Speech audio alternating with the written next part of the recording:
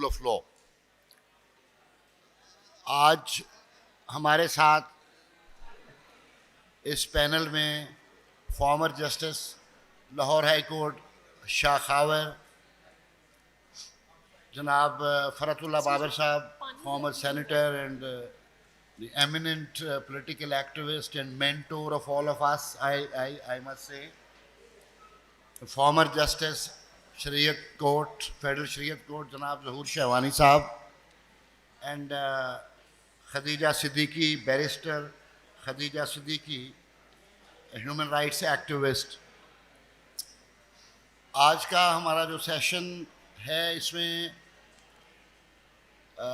جو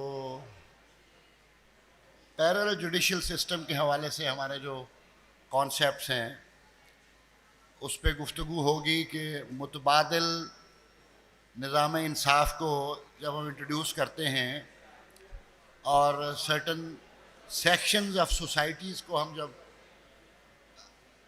ڈیوائڈ کر کے اور ایکسکلوسیو ڈومین میں ان کے ایشوز کو ہم جوڈیشل لیول پہ ڈیل کرتے ہیں اور مین سٹریم جسٹس سسٹم سے باہر نکال کے ان کو جب ہم ڈیل کرتے ہیں تو اس کی امپلیکیشنز کیا ہیں, اس کے اثرات کیا ہیں اور اس کی ریمیفیکیشنز کیا ہیں. ایک ڈسپینسیشن جو کانسٹیٹیوشنل آرڈر کی ڈسپینسیشن ہے, اس میں جیسا کہ آپ کے علم میں ہے کہ جیسے کہ ملٹری کورٹس کا یہ ایک دروازہ کھلا کہ سویلینز کا ملٹری ٹرائل ہو سکتا ہے. اس پہ ایڈجوڈیکیشن سپریم کورٹ میں پینڈنگ ہے اور اس کی پینڈنسی کے دوران کچھ جو عام شہری تھے, those are not covered by the definitions of soldiers or army people or army officers or army persons under the relevant act. ان کا جو ٹرائل کیا گیا یا ٹرائل کرنے کی کوشش کی گئی اس کے حوالے سے بھی سوالات اٹھے کہ کیا یہ ایک پیرل جوڈیشل سسٹم کی ڈیفینیشن میں آتا ہے کہ سویلینز کو سول لا اور کانسٹیٹیوشنل لاز کے فریم ورک کے ہوتے ہوئے ان کو آپ کسی ایک اسپیشل جورسڈکشن کنفرم کر کے ان کو ٹرائی کریں. اور اس کے ساتھ جو سیکنڈری تھیم ہے آج کی گفتگو کا وہ ہے کہ rule of the judiciary in upholding the rule of law, کہ ہمارے آئین کے اندر دیے گئے جو حقوق ہیں ان کی پروٹیکشن کے لیے, ان کی حفاظت کے لیے, ان کی انفورسمنٹ کے لیے, ان کی امپلیمنٹیشن کے لیے کیا کردار ادا کیا جا سکتا ہے آئینی عدالتوں کی طرف سے. تو ہم اس گفتگو میں اپنے جو مہمانان گرامی ہیں ان کی رائے حاصل کر کے تو اس کے بعد کہ ہمارے پاس جو قوانین موجود ہیں وہ تمام چیزوں کا احاطہ کرتے ہیں اور اس میں اگر آپ اینٹی کرپشن کے حوالے سے بات کریں تو پاکستان پینل کوڈ میں اینٹی کرپشن کا پورا ایک چیپٹر ہے. اس میں جو سول سرونٹس ہیں یا پبلک سرونٹس ہیں ان کو کیسے ڈیل کرنا ہے یہ ساری پروویژنس اس میں موجود ہیں, لیکن ہم نے الگ الگ جو ہے وہ کیٹیگرائز کر کے اس کو کمپلیکیٹ کر دیا ہے. اس سے نہ صرف یہ ہوتا ہے کہ ایک تو کمپلیکیشنز ہوتی ہیں اس پہ, اس کی انڈیپینڈنس جو ہے وہ کمپرومائز ہوتی ہے, دوسری سب سے بڑی یہ ہے کہ آپ کا اس کے اوپر زیادہ بجٹ خرچ کرنا پڑتا ہے. کیا اس میں مذائقہ ہے کہ اگر ایک سیشن جج جو کہ ڈسٹرکٹ کورٹس میں بیٹھے ہوئے یا ایڈیشنل سیشن جج ہے ان کو آپ اکاؤنٹیبلٹی کورٹ کے جج کی پاور دے دیں, وہ وہیں اسی کورٹ روم میں بیٹھ کے اسی منسٹریل سٹاف کے ساتھ بیٹھ کے بغیر کسی ایڈیشنل بجٹری ریکوائرمنٹ کے وہ ڈسٹرکٹ کورٹ میں کام کر سکتا ہے. صرف آپ نے اس کو جورسڈکشن وہاں پہ کنفر کرنی ہے. آپ انڈیا میں دیکھ لیں, انڈیا میں کوئی بھی جرم ہے چاہے وہ اینٹی کرپشن کے حوالے سے ہے, مس یوز آف اتھارٹیز کے حوالے سے, ان کو وہ جو عام عدالتیں ہیں وہاں کی ڈسٹرکٹ کورٹس ہیں ان کے میجسٹریٹس, ایڈیشنل سیشن ججز یا سیشن ججز وہ ان کا احاطہ کرتے ہیں, ان کا ٹرائل کرتے ہیں. تو جہاں تک ملٹری کورٹ کے حوالے سے بات ہے اس میں یقیناً یہ تو بڑی ایک عام رائے یہی ہے کہ جو سویلین کا ٹرائل ہے وہ سویلین ہیرارکی میں ہی ہونا چاہیے, سویلین ڈسپینسیشن میں ہی ہونا چاہیے. ہاں بہت سارے ایک ایکسیپشنل سرکمسٹانسز ہیں. اگر ہم دیکھیں 1952 کے آرمی ایکٹ کو تو اس میں کچھ ایسی گنجائش موجود ہے کہ جہاں پہ کوئی सिविलियन जो है इन कनाइवेंस विद आर्मी ऑफिसर अगर कोई ऐसे जुर्म का इर्तिकाब करता है कि जो उसके डोमेन में आता है, वो बिल्कुल ट्रायल हो सकता है उसका, लेकिन that has to be restricted only very in a very very limited manner. तो मिलिट्री कोर्ट्स के हवाले से अभी मैं समझता हूँ कि कोई एक फ़ैसला सुप्रीम कोर्ट में ज़ेर तजवीज़ है, वो आने वाला है, और मैं समझता हूँ कि एक उससे अच्छा एक जुडिशल जो विस्डम है वो सामने आएगा. हमें उसका इंतज़ार करना है. Thank you. Thank you very much Shah Khawar साहब ने बड़े मुख्तसर, मैं चाह रहा था कि मज़ीद कुछ रोशनी डालते ही है.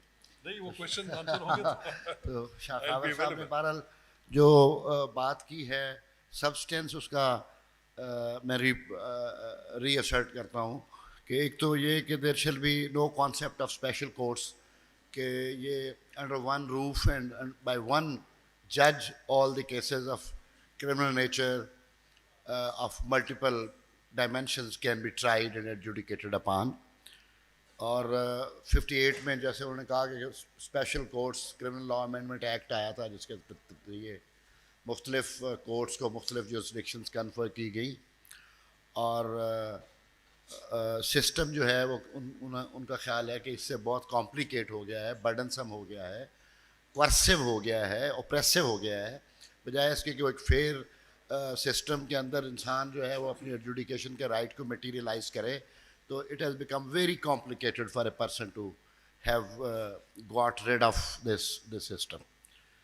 और सिविलियंस के ट्रायल बाय मिलिट्री के बारे में उनके मीठे मीठे तहफ़्फ़ुज़ात के साथ उन्होंने बात की है कि अभी सुप्रीम कोर्ट में पेंडिंग है. हम सुप्रीम कोर्ट की जुरिस्डिक्शन को स्नैच तो नहीं कर रहे, but we are going to discuss the ramifications and implications of these things which are pending in the Supreme Court, और जो एक लॉ की सूरत में इंट्रोड्यूस करवाई गई हैं. ज़ाहिर है हम सिविलियंस हैं और हमारा कंसर्न है, और हम इस पे अपनी फ्रीडम ऑफ एक्सप्रेशन है, फ्रीडम ऑफ स्पीच है, हम मेरा ख्याल है इस पे बात कर सकते हैं बड़ी खुल के, और हमें खुल के बात करनी चाहिए. और खावर साहब को यहाँ भी खुल के बात करनी चाहिए, और हमारे आम सिविलियंस शहरियों के हुकूक़ के लिए सुप्रीम कोर्ट में भी बात करनी चाहिए इनको. और हम समझते हैं कि ये सारी ज़िंदगी इनकी रूल ऑफ लॉ में और प्रोग्रेसिव पॉलिटिक्स के साथ गुजरी है, तो वो आज ये इस घटा टोप अंधेरे में ये हमारी उम्मीद का चिराग जो है उसको जलाए रखेंगे और उसको ये गुल करने की कोशिश नहीं करेंगे. Thank you very much. सो मैं गुजारिश करता हूँ जी मोहतरमा Khadija Siddiqui, advocate and human rights activist, कि वो आज की जो हमारा सेशन है इसमें जो पैरेलल जुडिशरी का सिस्टम है और इसके साथ जो upholding of the rights of the people की जो जिम्मेदारी और अदालतें जो as a custodian of the our rights हैं उनका क्या किरदार है, उनको कैसे किरदार अदा करना चाहिए. थैंक यू वेरी मच जी मोहतरमा Aafia Siddiqui. Thank you so much, Saki Saab. Respected panelists and esteemed participants, Assalamu alaikum. सबसे पहले तो जब हम आसमा जहांगीर की बात करते हैं तो उनको खराज तहसीन पेश करने के लिए ये ज़रूरी नहीं है कि हमें एक सेमिनार करना पड़े, ये ज़रूरी नहीं है कि हमें उनकी याद ताज़ा करने के लिए एक कॉन्फ्रेंस करने पड़े. ज़रूरी ये है कि हम उनकी अमली तौर पे उनकी ज़िंदगी जो उन्होंने ह्यूमन राइट्स सैंक्टिटी के लिए जो पूरी ज़िंदगी जद्दोजहद की उसको फॉलो करें. तो हम तब वो हक़ अदा करेंगे जब हम आज की फस्तायत और आज के जबर के मौसम के ख़िलाफ़ आवाज़ उठाएंगे. वो आसमा जहांगीर की जो प्रॉपर सैंक्टिटी है उसको अलाइव रखने का मेरे नज़दीक बेहतरीन तरीक़ेकार है. Moving on, I think there are some foreign delegates here as well. I would like to keep it in English as well as in Urdu so it's easier for them to contemplate what I'm saying. All right. Okay, so there's interpretation, so I'll keep it in Urdu then. हमारे मुल्क में 9th मई के बाद 105 civilians का military trial हो चुका है. And unfortunately بدقسمتی سے یہ ملٹری ٹرائلز کی اجازت بھی ہمیں سپیریئر کورٹ سے ملی ہے. جب ان لوگوں کو 9 مئی کے آفٹر میتھ میں کسٹڈی میں لیا گیا، اللیگل کسٹڈی میں اس کو کہوں گی، میرے نزدیک اللیگل کسٹڈی ہے، تو ان لوگوں کے ساتھ جو غیر انسانی سلوک کیا گیا اور بار بار کیا گیا، جو انہیومین ڈیگریڈنگ ٹریٹمنٹ ان کے ساتھ کی گئی، اس کا کوئی جواز نہیں ملتا اور اس کے بارے میں کوئی بات بھی نہیں کرتا. اور ایک بات بڑی ضروری ہے جاننا کہ Pakistan is also signatory to international conventions, to international treaties of human rights, and trials of civilians in military courts are a sheer violation of the ICCPR Article 14 as well as the Convention Against Torture. تو ہماری جتنی بھی international treaties ہم نے sign کیا ہے، Pakistan is violating them by allowing trials of civilians in military courts. پہلی بات. دوسری بات، why do we oppose military trials? اگر آج آسمہ جہانگیر زندہ ہوتی تو میرے ساتھ وہ اس صف میں سب سے آگے ہوتی اور ملٹری ٹرائلز کے خلاف بار بار آواز اٹھا رہی ہوتی، روز بول رہی ہوتی، روز پروٹیسٹ کر رہی ہوتی. آج ان کی کمی جو ہے وہ بہت محسوس ہو رہی ہے، کیونکہ میں کل آرٹیکلز پڑھ رہی تھی اور دیکھ رہی تھی آسمہ جہانگیر کا کام کس قدر سیلیبریٹ کرنا چاہیے ہمیں، کہ کس طرح وہ ملٹری ٹرائلز کے خلاف ہر دور میں کھڑی ہوئیں، ارسپیکٹیو آف کون حکومت میں ہے کون نہیں ہے. ہیومن رائٹس کا جو ایلیمنٹ ہے وہ ہمیشہ ان کے لیے سب سے اوپر ہوتا تھا. تو مختصر بتاؤں گی کہ ملٹری ٹرائلز کی ہم مخالفت کیوں کرتے ہیں، why do we oppose them. پہلی جو وائلیشن ہوتی ہے وہاں پہ وہ آرٹیکل 10A کی، ہمارا کانسٹیٹیوشن آف پاکستان کی ہوتی ہے. ٹرائلز ہوتے ہیں سیکریٹو طریقے میں، ایک چھوٹی سی بند سی 4 دیواری میں کوئی جج نہیں بیٹھا ہوتا. ہمارے فوج کے جو ایگزیکٹو کے ممبرز ہیں وہ بیٹھے ہوتے ہیں، لیفٹیننٹ کرنلز ہوتے ہیں، میجرز ہوتے ہیں، وہ بیٹھ کے ہماری ایویڈنس ریکارڈ کر رہے ہوتے ہیں. تو سب سے پہلی وائلیشن ہماری آرٹیکل 10A کی ہو گئی. اس کے بعد جو سیکریٹو ٹرائلز ہوتے ہیں اس میں نہ کسی فیملی کی الاؤنس ہوتی ہے اندر، no public is allowed, which brings us to the conclusion that there is lack of transparency. جب پبلک نہیں الاؤڈ، جب فیملی نہیں الاؤڈ، جب ایک سے زیادہ وکیل نہیں allowed, and in many cases in these 105 trials that I am talking about, in many cases even private defence counsel was not allowed. Lahore کے کیسز میں کچھ حالات بہتر تھے، they were allowed to engage private counsels, but جو باقی شہروں کے لوگوں سے بات ہوئی ہے ان کو تو پتہ بھی نہیں ان کا ٹرائل کب ہو گیا، کیسے ہو گیا، کس بند کمرے میں ہو گیا. اس کے بعد جو بڑی ضروری بات ہے، لوگ کہتے ہیں، لوگ سوال اٹھاتے ہیں کہ جی اب کیوں آپ ملٹری ٹرائلز کی مخالفت کر رہی ہیں؟ آپ کو نہیں یاد 2015-16 میں کتنے سویلینز کے ملٹری ٹرائلز ہوئے ہیں؟ It is very important for us to distinguish and realise کہ 2015 سے 19 کے درمیان میں کانسٹیٹیوشنل امینڈمنٹس کی گئی تھیں، اور ان کانسٹیٹیوشنل امینڈمنٹس کے تحت سویلینز کے ملٹری ٹرائلز کیے گئے تھے. APS کے وقوعے کے بعد، اگر آپ لوگوں کو سب کو یاد ہوگا، جب دہشت گردوں کے سویلین کے ٹرائلز کرنے تھے، اور ان میں سے اس پورے دورانیے میں یہ سنسٹ کلازز ایڈ کیے گئے تھے ہمارے کانسٹیٹیوشن میں. 2 سال کے پہلے، پھر 2 سال کی مزید ایکسٹینشن ملی تھی. اس کو آئینی تحفظ حاصل تھا. لیکن جو بات یہاں پر جاننے والی ہے وہ یہ ہے کہ 667 لوگوں کے ٹرائلز ہوئے تھے سویلینز کے، جن میں سے 665 گاٹ کنوکٹڈ، مطلب 665 لوگوں کو سزائیں دی گئی تھیں ملٹری کورٹس میں. تو ایک اور وجہ why we oppose military trials is because the conviction rate is nearly 100%. And which again brings us to the fact کہ کیونکہ وہاں کوئی ججز نہیں بیٹھے ہوئے، دے ڈو ناٹ نو دا لا. وہ لا انٹرپریٹ نہیں کر سکتے، وہ لا پڑھ نہیں سکتے، وہ لا اپلائی نہیں کر سکتے. تو ہم کیسے 105 لوگوں کا فیٹ جو ہے وہ ان کے حوالے کر سکتے ہیں؟ Thirdly, the most important thing, I would not take more time, but بہت ضروری جو ہے وہ چیز یہ ہے کہ The occurrence of 9th May took place in 2023, 9th May 2023, whereas the law which has been applicable to these civilians was amended subsequent to the occurrence. 9 मई को वक़ुआ हुआ, 18 अगस्त 2023 को अमेंडमेंट हो जाती है ऑफिशियल सीक्रेट एक्ट में 100 साल के बाद. प्री कलोनियल एक्ट है, 1923 में इनैक्ट हुआ था. एस्पियोनाज के केसेस के लिए इनैक्ट हुआ था. उन लोगों के लिए इनैक्ट हुआ था कि कोई स्टेट सीक्रेट अगर आउट होता है, कोई लीक होता है, उन लोगों के ऊपर एप्लीकेबल होगा. इसमें अमेंडमेंट कर दी जाती है और रेट्रोस्पेक्टिवली अप्लाई कर दी जाती है इन केसेस में. और ये चीज़ तो बड़ी क्लियर है, आइन इस पे बड़ा वाज़ेह है. आर्टिकल 12 जो पनिशमेंट अगेंस्ट रेट्रोस्पेक्टिव पनिशमेंट है कि restriction, prohibition against retrospective punishment, कि आप एक जुर्म जो उस वक्त जुर्म नहीं था, आप उसको सब्सिक्वेंटली जुर्म बना के उसमें अमेंडमेंट्स करके वो नहीं अप्लाई कर सकते. वो 18 अगस्त के बाद वाले जुराइम पे ज़रूर एप्लीकेबल हो सकता है, लेकिन वो 9 मई के ऊपर एप्लीकेबल नहीं हो सकता. तो ये मेरी नज़दीक जो मैं अपनी आइन को मैंने जितना पढ़ा और जितना मैंने कानून को पढ़ा है, उसके नज़दीक तो बिल्कुल ही शैम किस्म के ट्रायल्स हुए हैं. और हमें ये देखे बगैर कि हम कौन सी पार्टी को सपोर्ट करते हैं, हम पीटीआई को करते हैं, पीपल्स पार्टी को करते हैं, पीएमएलएन को करते हैं, आपकी जो मर्ज़ी पॉलिटिकल नज़रिया हो, इस वक्त ज़रूरत है कि आप लोग मिलिट्री ट्रायल्स की मुखालफत करें. क्योंकि अगर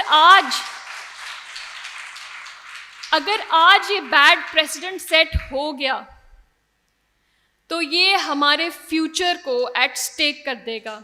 अगर आज एक हीनियस और एक बैड प्रेसिडेंट सेट हो गया तो हमारा जो पब्लिक का ट्रस्ट है in the judicial system, that will be eroded for ever. नहीं पता चलेगा कि कब जो हमारे एग्जीक्यूटिव है हमारे सिविलियंस को सेग्रीगेट करके किस तरीके से उन्होंने ये 105 लोगों को आर्बिट्रेरली सेग्रीगेट किया, किसी को नहीं पता. किसी की वीडियो आ गई, वो कह रहे कि जी आए प्रोटेस्ट करें, पीसफुल प्रोटेस्ट हम यहाँ कर रहे हैं, उसको उठा लिया कि इसकी वीडियो वायरल हो गई थी, इसको उठा लो मिलिट्री ट्रायल के लिए. तो हमें नहीं पता किस तरीके से 10,000 लोगों का ट्रायल सिविलियन कोर्ट्स में हो रहा है और 105 का सिर्फ डिस्क्रिमिनेटरी तरीके से मिलिट्री कर रही है. तो एक लॉ जो सिविलियंस को अप्लाई कर रहा है, तो वही लॉ इन 105 लोगों को अप्लाई करना है, क्योंकि ये भी सिविलियंस हैं. लास्टली जो बड़ी इंपॉर्टेंट चीज़ है जो इन ट्रायल्स को बहुत क्वेश्चनेबल बनाती है, I am sure and I am hoping that supreme court will also look into it. जब सुप्रीम कोर्ट देखेगी कि किस तरीके से इन लोगों को, उनके अभी लास्ट हेयरिंग पे द बेंच वांटेड टू सी कि जो 20 लोग इन्होंने छोड़े हैं उन लोगों की कैसी स्टैंडर्ड ऑफ एविडेंस है, वो स्टैंडर्ड ऑफ एविडेंस क्या है जिनकी बेसिस पे इनको कन्विक्ट किया गया है फॉर 1 ईयर.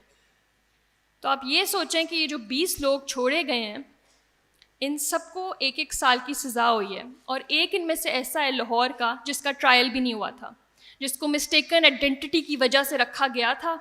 और चूंकि it was an embarrassment to release him subsequently कि इसका तो कोई नामो निशान नहीं था, ना मौके पे ना कहीं, तो उन्होंने उसको एक सज़ा की सज़ा बस लिख दी पेपर्स पे और उसको रिलीज़ कर दिया. तो आप ये हालात सोचें, ट्रायल्स के बगैर भी लोगों को यहाँ सज़ाएँ हो जाती हैं क्योंकि सारा कुछ सीक्रेटिव तरीके से होता है. जो लास्ट चीज़ जो बहुत इंपॉर्टेंट चीज़ है, इनको जब पकड़ा जाता है, और ये this is a sequence which is followed in every military trial. What they do is पकड़ के कस्टडी में रख के इनह्यूमेन, डिग्रेडिंग, टॉर्चर, ट्रीटमेंट, हर चीज़ करके अक्यूज्ड को कन्फेस करने पे मजबूर किया जाता है और वो जुडिशियल कन्फेशंस रिकॉर्ड की जाती हैं. और इन केसेस में भी एग्जैक्टली यही हुआ था. मैं 28 लोगों की बात करूंगी जो लाहौर के हैं. उन 28 के 28 सच बताने पे एकदम मजबूर हो गए. उन्होंने कहा हम सच बताना चाहते हैं 2-3 महीने की कंटिन्यूअस मिलिट्री कस्टडी के बाद. तो आप इस एविडेंस का स्टैंडर्ड खुद ही डिसाइफर कर लें कि ये किस तरह के एविडेंस के ऊपर इनकी कन्विक्शंस बेस करेंगी. तो अगर आज मिलिट्री ट्रायल्स को होने दिया تو ان دا فیوچر ملٹری ٹرائلز کے اوپر کوئی ایک پنڈورا باکس اوپن ہو جائے گا اور جب دل چاہے گا ملٹری ٹرائل سویلینس کے کیے جائیں گے اور ان کو سینکٹٹی جو ہے وہ حاصل ہوگی سپریم کورٹ کے ورڈکٹ سے. ابھی تو سب جوڈس ہے, ابھی تو ایک 9 ممبر بینچ کی فارمیشن کے لیے ہم ویٹ کر رہے ہیں, لیکن وی ریئلی ہوپ کہ جو یہ ٹریوسٹی آف جسٹس ہے it is rectified before it's too late. Thank you so much. Thank you very much. Thank you very much محترمہ خدیجہ. بہت سگنیفیکنٹ کنٹریبیوشن کیا انہوں نے, اور پرٹیکولرلی بڑی کلیئرٹی کے ساتھ انہوں نے ملٹری کورٹس کے ایشو کو ایڈریس کیا ہے. اور بریفلی جو 105 لوگ وہ کہتے ہیں جی کہ یہاں ٹرائی ہوئے, ان کا جو during the pendency of the supreme court یہ جو معاملات چلے, میرا خیال ہے اس میں تو سپریم کورٹ نے خود اس انداز سے اس کیس کو چلایا ہے تاکہ ملٹری اتھارٹیز کے پاس اتنا ویکیوم اویلیبل ہو جس میں وہ لوگوں کے خلاف پروسیڈ کر کے کچھ کو ایکوٹ کر سکیں اور کچھ کو سزائیں دے سکیں.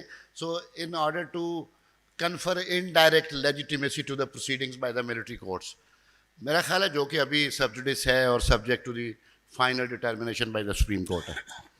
اور جو انٹرنیشنل کمٹمنٹس کے حوالے سے اور انٹرنیشنل ٹریٹیز کے حوالے سے جو بات کی ہے کہ ایک ساورن کمٹمنٹ ہے ہماری کہ ہم سویلینس کو ملٹری آفینسز میں by the military courts try نہیں کر سکتے, تو یہ بھی ایک ہم we are going to violate this sovereign commitment rendered by the state as well. اور آرٹیکل 10A کی جو سیف گارڈز ہیں, fair determination of civil and criminal liability and due process, اور آرٹیکل 12 جو ریٹروسپیکٹیو اپلیکیشن آف لاء پہ جو بات کی انہوں نے کہ جو ایک وقوع قانون کے آنے سے پہلے سرزد ہوا ہے تو اس کو آپ ریٹروسپیکٹیو اپلیکیشن کے ساتھ اس کی پینلٹی کے لیے اس کو آپ انکلوڈ نہیں کر سکتے. یہ بھی آرٹیکل 12 اور فنڈامنٹل رائٹ کے ایک اسٹیبلش پرنسپل جو ہے اس کے خلاف ہے. اور جو باقی قوانین بنائے گئے تھے 19 سے 23 تک, تو ان کلازز کے اندر ایک پرٹیکولرلی سن سیٹ کلاز تھی کہ یہ 1 سال یا 2 سال کے بعد یہ قانون آٹومیٹیکلی غیر مؤثر ہو جائے گا, اور پھر وہ قوانین غیر مؤثر ہو گئے اور پارلیمنٹ نے اس کو دوبارہ ریوائیو نہیں کیا. اب وہ تو ایک اسٹاک ڈسٹنکشن ہے اس میں کہ پارلیمنٹ نے ایک قانون بنایا اور قانون بنا کے اس کے اندر سن سیٹ کلاز دی. سن سیٹ کلاز دینے کے پیچھے بھی یہ ایک لاجک کار فرما تھی کہ اس اسٹیچوٹ کو اور اس لا کو کوئی پرماننٹ کریکٹر عطا نہیں کیا جا سکتا کہ ساری زندگی کے لیے سویلین کا ملٹری ٹرائل جو ہے وہ ایک سسٹم آف جسٹس کے طور پر انٹروڈیوس نہیں کروایا جا سکتا. تو یہ parliament itself was conscious and cognizant of this issue کہ یہ کچھ عرصے کے لیے ہے, ٹیمپریری ارینجمنٹ ہے, اس کے بعد ختم ہو جائے گا. لیکن یہاں تو پھر صورتحال اور ہوئی کہ آفیشیل سیکرٹ ایکٹ میں امینڈمنٹس کر کے اور سویلینز کی ڈیفینیشنز کو اور اینیمیز کی ڈیفینیشن کو انلارج کر کے اس میں سویلینز کو بھی شامل کیا گیا. تو thank you very much for these thought provoking and very enlightening comment with regard to the parallel judicial system. اب میں گزارش کروں گا جناب فرحت اللہ بابر صاحب سے, former senator and always committed to fight for the rule of law and upholding the people's rights, کہ وہ اپنی بصارت اور بصیرت سے ہمیں نوازیں. جناب فرحت اللہ بابر صاحب. Thank you very much. Today we celebrate the legacy of Asma Jahangir, the fearless and tireless fighter for the rule of law. And as we celebrate her legacy today, there are dark clouds hovering over the rule of law in Pakistan because of the threat of the emergence of a parallel judicial system that will make the civilians also triable by the military courts. To pay homage to Asma Jahangir, I should like to say that if Asma Jahangir were alive today, she would have been a powerful voice against this, not only inside the court but also outside the court, like the platform over here. So Why I say that this judicial system, the parallel judicial system, the military courts, is against the people of Pakistan, and why we should resist it. We should resist it in the court, and we should also resist it outside the court. Number one, it is against the Constitution guarantee of independence of judiciary, and you can't have a parallel judicial system, Article 175A of the Constitution.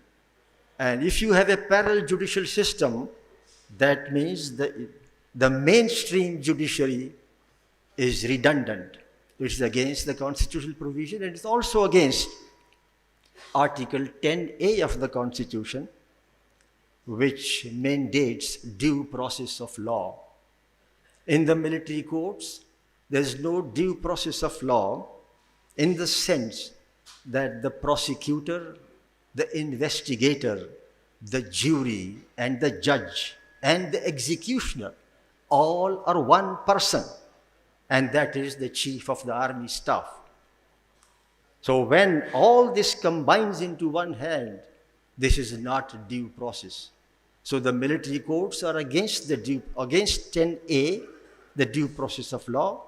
They are against Article 175A of the Constitution. And as Madam Khadija pointed out, they are against the international commitments and obligations of which the state of Pakistan has made. It is important to recall now a decade has passed. This is 2024. And if you recall, in 2014, there was an attack, Army Public School, and in the wake of that attack, the military wanted to take action against the militants, and with great reluctance, the parliament allowed that with a sunset clause of 2 years. But that was also conditional, a conditional, not every civilian, not even every criminal. The wording said black jet terrorists. Although it's a different matter that not only terrorists but ordinary criminals later on were also tried.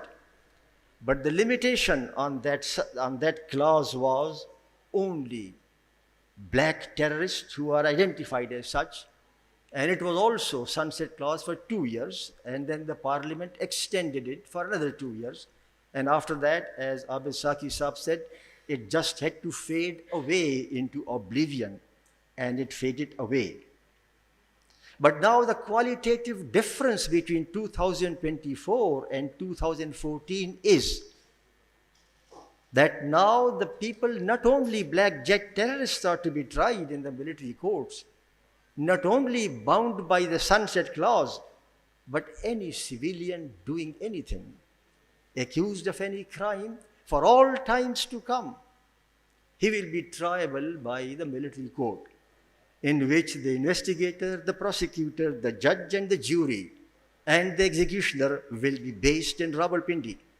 So this is the kind of threat that you and I all are facing today. Now, what is the basis and what is this hurry?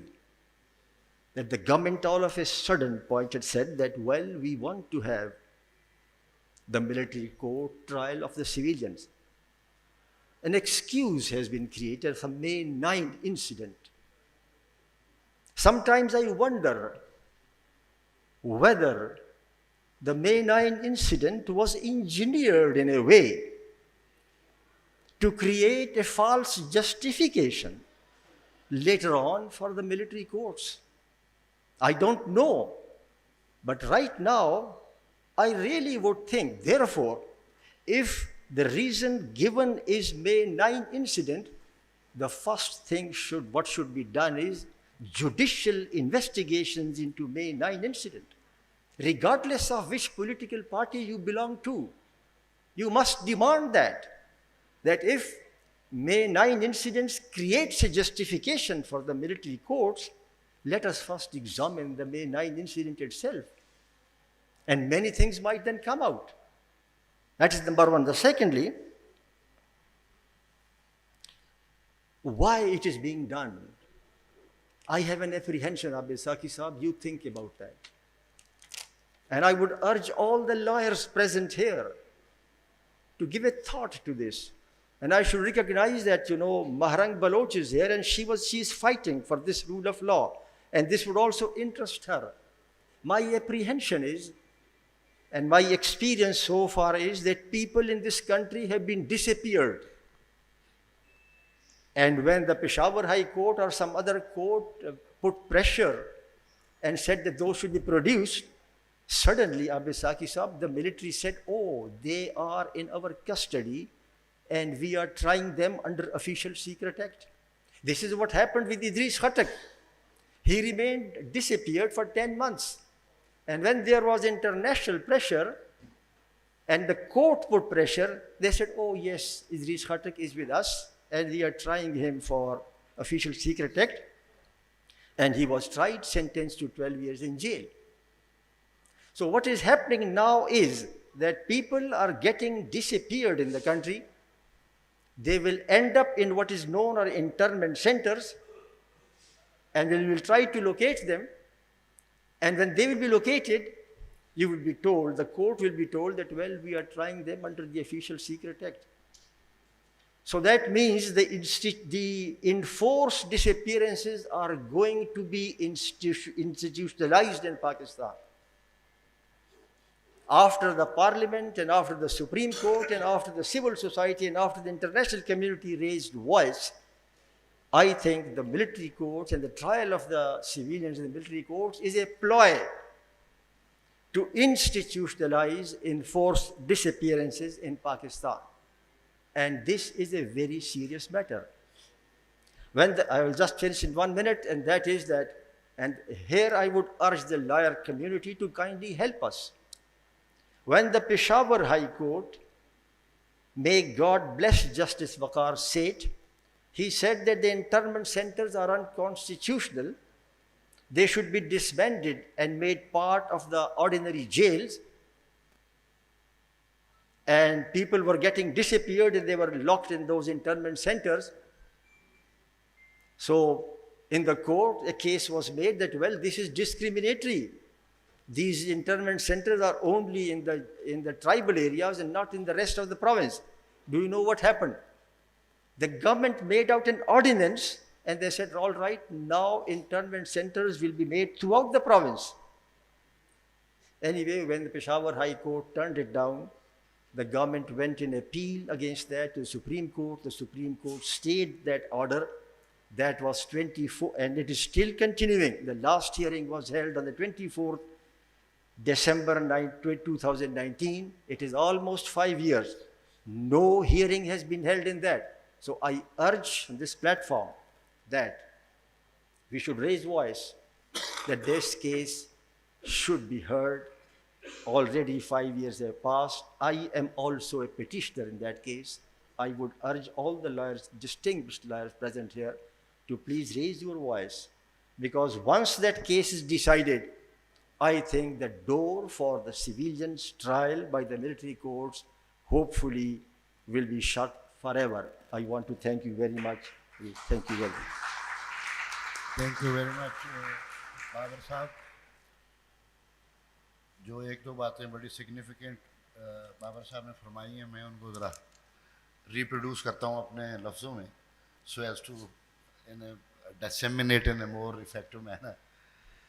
तो सबसे पहले तो उन्होंने ये कहा है कि जो तारीक बादल छाए हुए हैं हमारे निज़ाम इंसाफ पर, और पर्टिकुलरली रूल ऑफ लॉ के कॉन्टेक्स्ट में, तो ये बड़ी एक खौफनाक सूरत हाल है, जिसके लिए हमें as a civil society, particularly the legal fraternity, lawyers को और जर्नलिस्ट को और बाकी अवेयर्स जो सेक्शन ऑफ सोसाइटी है, उसको इस पे बहुत संजीदगी से इसको लेना चाहिए और उसके बारे में कोई अपना एक किरदार भी अदा करना चाहिए.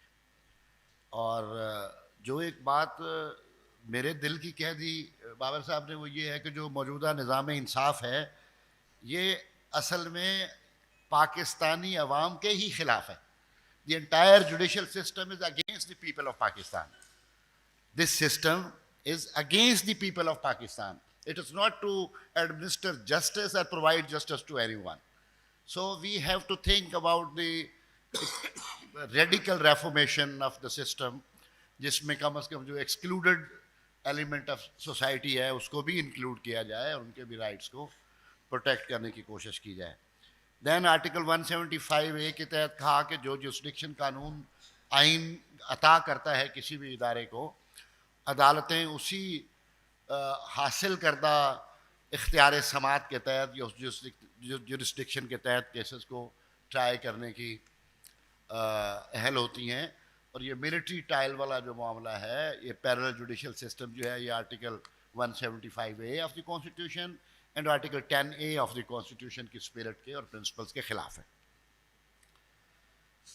और ये एक बात जो बाबर साहब ने की, मैं समझता हूँ ये हाउस पूरा उसको एंडोर्स करेगा कि जो 9 मई का जो वाक़या है, उस वाक़े की जुडिशियल इन्वेस्टिगेशन जो है वो होनी चाहिए और उसके बाद फिर उसकी जो भी लीगल रेजोल्यूशन उसका बनता हो उसकी तरफ जाना चाहिए कि एक ही शख्स जो है वो प्रोसिक्यूटर भी हो और वो गवाह भी हो और वो जज भी हो और वो एग्जीक्यूटर भी हो, तो वो किसे वकील करें, किससे मुनसफ़ी चाहें वाली बात हो जाएगी. तो जुडिशियल इन्वेस्टिगेशन का जो मुतालबा है with regard to the 9 May event, वो बाबर साहब ने जो किया है, मैं समझता हूँ ये भी बड़ी एक सिग्निफिकेंट बात है जिसको हमें सीरियस लेना चाहिए. और फिर जो बात की उन्होंने कि एनफोर्स्ड डिसअपीयरेंसेस का जो कल्चर है, इसको रियासत one way are the other institutionalise करना चाहती है कि किसी वक्त भी किसी लम्हे किसी भी शख्स को, सिविलियन को, किसी भी सिटीजन ऑफ द कंट्री को उठाकर आप उसको ऑफिशियल सीक्रेट एक्ट के तहत इम्प्लीकेट करें और फिर उसका मिलिट्री ट्रायल कर लें. तो ये जो लोगों को अगवा करने का, जबरी गुमशुदगी का जो एक तरीक़ाकार है, उसके साथ ये फिर ऑफिशियल सीक्रेट एक्ट के अंदर उनकी इन्वॉल्वमेंट और इम्प्लिकेशन, और उसके नतीजे में ये फिर एक comprehensive institutionalisation of the unforced disappearance जो है वो एस्टैब्लिश हो जाएगी और जो एक बहुत आइनी तौर पर मैं समझता हूँ नाकाबिल कबूल सूरत हाल होगी. और उस सूरत हाल से बचने के लिए हमें अभी से अपने आप को शौरी सतह पर मुतहर्रिक करने की ज़रूरत है. Thank you very much Babar साहब.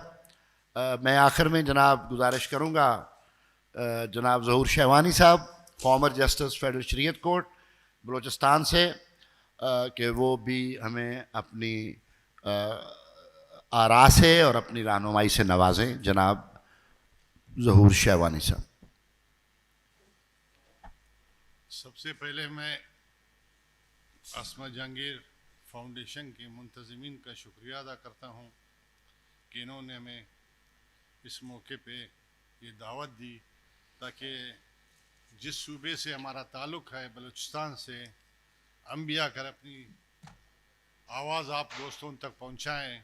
ये हर साल गुज़श्ता 4-5 सालों से हमेशा ये प्रोग्राम आसमा जहांगीर के हवाले से यहाँ होती हैं. तो एक आप समझे कि पाकिस्तान में एक नेमत है, इसका क्या रिज़ल्ट निकलता है, क्या नहीं निकलता है, क्या हमारे मसाइल हल होते हैं या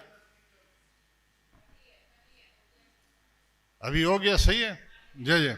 तो हम भी इतने दूर दराज इलाके से सफ़र करके आते हैं ताकि अपने पंजाब के भाइयों को, लाहौर के भाइयों को अपना दुख दर्द सुनाएं, शायद उनके समझ में ये बात आ जाए.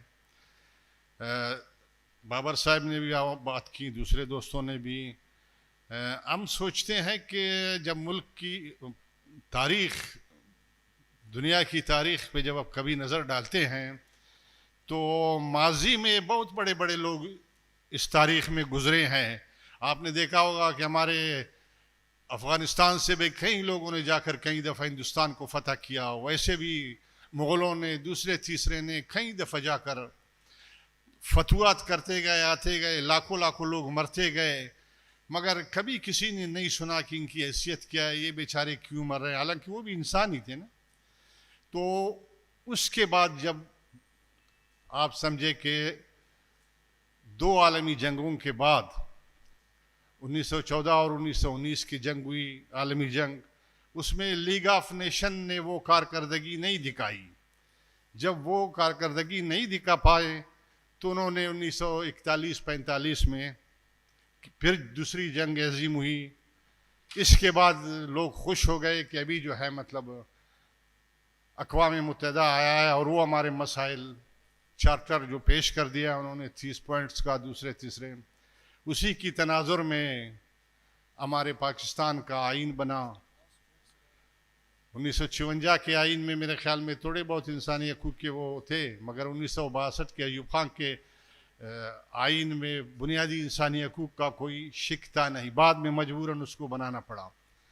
پھر 1973 میں بھٹو صاحب کے جب آئین بنایا بھٹو صاحب نے، تو اس میں یہ بات طے ہوئی کہ آرٹیکل 8 سے لے کر آرٹیکل 28 تک یہ سارے فنڈامنٹل رائٹس ہیں. تو لوگ ظاہر خوش ہو گئے. ہم جیسے چھوٹے صوبوں سے تعلق رکھنے والے لوگ جب آئین پڑھتے ہیں، سب سے پہلے ہماری نظر پڑتی ہے کہ بھائی دیکھو نا، عدلیہ ہے، انتظامیہ ہے، مقننہ ہے، وہاں قانون بنتی ہے، مقننہ والے اس کو وہ کرتے ہیں، پھر انتظامیہ والا نافذ کر جاتے ہیں.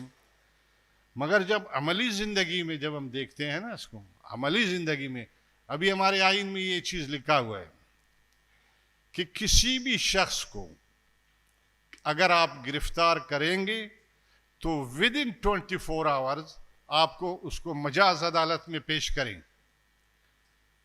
تو بات تو صحیح ہے نا، قانون کی بات ہے. قانون آپ سے کہتے ہیں جرم جو بھی اس نے کیا ہو وہ کوئی مسئلہ نہیں، مگر بات یہ ہے کہ آپ اس کو کسی مجاز عدالت میں 24 گھنٹے میں پیش کریں.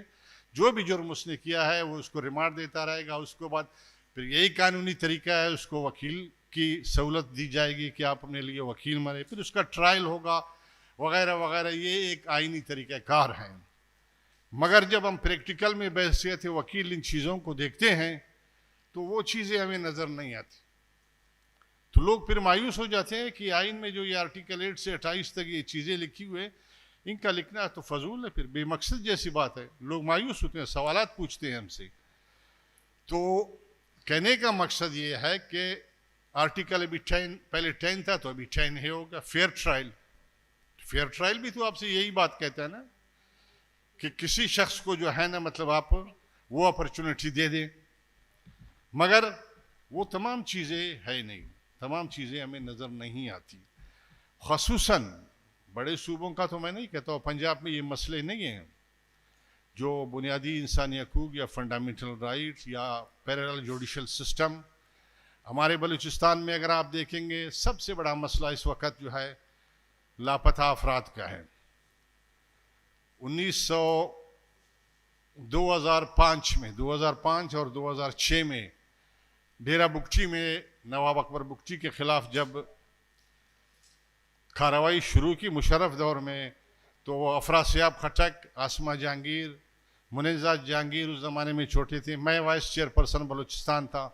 کس مصیبت سے ہم لوگ ڈیرہ بگٹی گئے، فیکٹ فائنڈنگ مشین کیا، بلوچستان پہ 4 رپورٹیں ہم نے بنائی.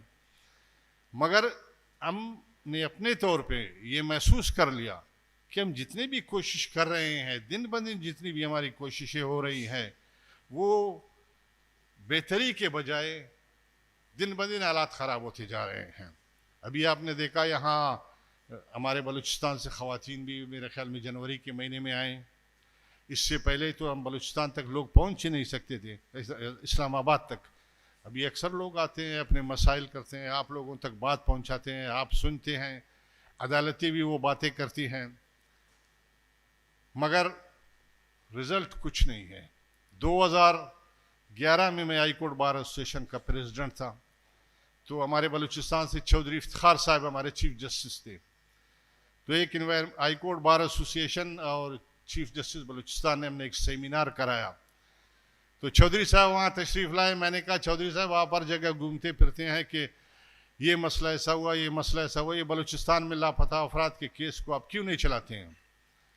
تو چودھری صاحب نے مطلب president Balochistan high court versus federation of Pakistan 3 سال تک اس نے یہ کیس چلایا. ہم نے ڈیفینڈ کیا. कम अज़ कम इसमें आप समझे 80-90 बंदे मंजर आम पे आ गए, लोगों की कुछ दादरसी हो गई। मगर जो ही चौधरी साहब रिटायर हो गए तो दूसरे जो हमारे जज साहिबान थे, इनका अपना एक मिजाज होता है, सुप्रीम कोर्ट में बैठे अपनी मिजाज, अपनी तबीयत, तो हमारा केस जो है उन्होंने 2 पेशियों में फारिग कर दिया। तो कहने का मकसद ये है कि हमारे जो छोटे सूबे हैं, हमारी बुनियादी मसला है ये है, राइट्स आप कहते हैं अदालतें हैं। अभी मैं शरीयत कोर्ट में भी रहा हूँ, जो दोस्तों ने आपसे कहा शरीयत कोर्ट बनाया इन्होंने ज़ियाउल हक ने, तो ये रिकॉर्ड की बातें है कि बहुत से सेक्शन, कभी किसी ने इसको कहा कि ज़ियाउल हक साहब इस सेक्शन में ये चीज़ लिखा हुआ है, उसने कहा इधर लिया, उसने दे दिया, वो पेन से उसको यूँ ठीक कर दिया, बोलता है ये मैंने ठीक कर दिया, ये देखो आप, ये आप तरमीम कर सकते हैं इसमें। ये रिकॉर्ड की बातें हैं लोगों के सामने, उन्होंने इस तरह आपके आइन में तरमीम की। आज वो शरीयत कोर्ट है ना, उसमें मेरे ख्याल में 100 केस भी नहीं होंगे।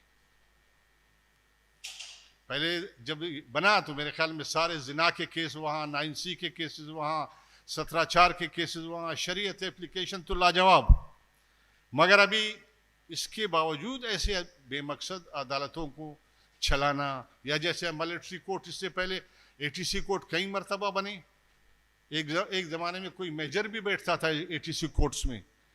मगर ये तरीक़ेकार जो है वो यहाँ एक ताकतवर अदारा है, इसकी जो भी मर्ज़ी होगी, जिस अंदाज में भी चलाना चाहेगा। हमारे सियासी पार्टियाँ इंतहाई कमज़ोर पोजीशन में हैं। जब वो कमज़ोर है तो आप समझिए हमारी अदलिया बेचारा भी कमज़ोर है। जब अदलिया ही कमज़ोर होगा तो आप समझिए ये सारी चीज़ें इसी तरह चलेंगे। इमरान खान आया तो उन्होंने इनको सबको अंदर कर दिया, जब इनको लाया गया तो इन्होंने उसको अंदर कर दिया। अभी इस तरीक़ेकार को आप ख़त्म जब करेंगे ना, जब तक ये तरीक़ेकार ख़त्म होगा, हमारा तो एक छोटा सा सूबा है, हमारी तो अक्सरियत ही नहीं है, हमारी तो कोई बात ही नहीं सुनता है। मगर ये जो हमारे पंजाब के भाई हैं ना, इनको कुछ करना चाहिए। अभी मियाँ साहब को बेचारे को ले आया है, वहाँ से तो ले आया कि आप 4थी मरतबा वज़ीर आज़म बनेंगे, मगर वहाँ आजकल वो दाश्तों में जाकर रोटी नापता है।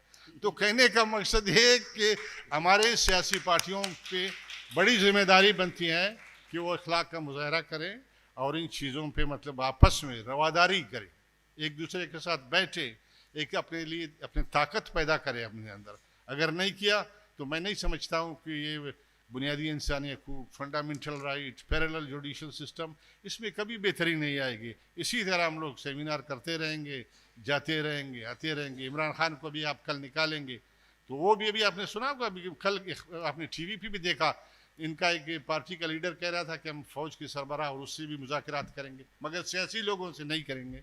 सारी ये तमाम बातें मैंने इसलिए कही कि ये सिस्टम में जब तक बेहतरी नहीं आएगी, अच्छाई नहीं आएगी, ये इसी तरह चलता रहेगा, पैरेलल सिस्टम चलता रहेगा। जो भी जब तक चलेगा, जब तक इन लोगों ने अपने अंदर कोई मुस्बत तब्दीली, रवादारी पैदा नहीं की। गुजारिशात मेरी यही है आप दोस्तों की खिदमत में। थैंक यू, शुक्रिया। थैंक यू वेरी मच ज़हूर शाहवानी साहब।